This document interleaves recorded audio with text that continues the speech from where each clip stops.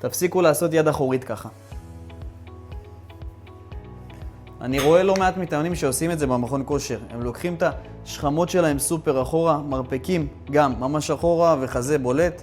אני אגיד לכם את האמת, זה פחות אידיאלי לביצוע של התרגיל. אז איך כן כדאי לבצע את התרגיל בצורה שהיא יותר יעילה? היום אני רוצה להראות לכם תרגיל משוגע ליד אחורית.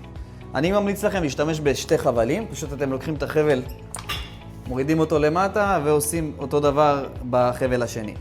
לי כרגע אין עוד חבל, אז אני פשוט משתמש בשרשרת. אוקיי, אז דבר ראשון, אני רוצה שתתפסו בחבל, obviously, תיקחו צעד אחורה, אפילו 2, ואני רוצה בעצם שתטו את הגוף שלכם קדימה. זה עוזר לנו כנגד ההתנגדות שמגיעה מלמעלה.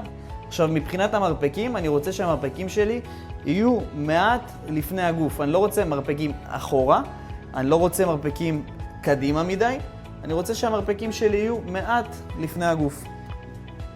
בצורה כזאת. וממש משאיר אותם במקום חזק, נשען קדימה, וככה זה נראה.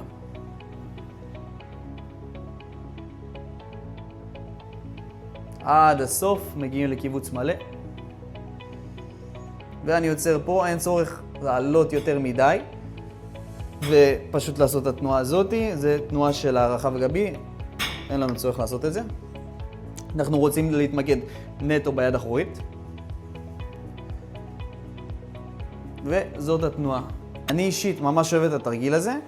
כשאתם מתחילים לעבוד עם התרגיל הזה, אתם יכולים להרגיש טיפה סוג של תחושה מוזרה כזאת, שזה לא כזה נוח, יכול להיות.